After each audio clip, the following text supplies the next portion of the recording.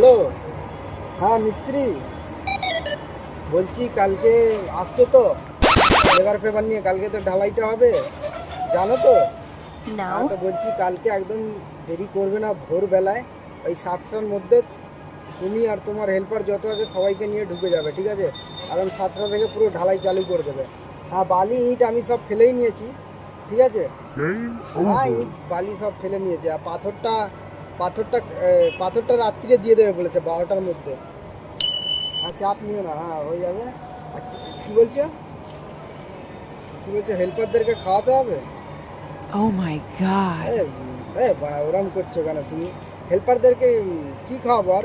হালকা খাবার খাওয়াবো ভাই, আমি বলে দিচ্ছি, আমার কাছে টাকা নেই। কারণ এমনিতেই আমি বন্ধন থেকে লোন তুলে ছাদ ঢালাই করাচ্ছি, ঠিক আছে? হ্যাঁ, কি বলছো? খাসির মাংস আর ভাত খাওয়াবো আর 2 পিস করে মিষ্টি?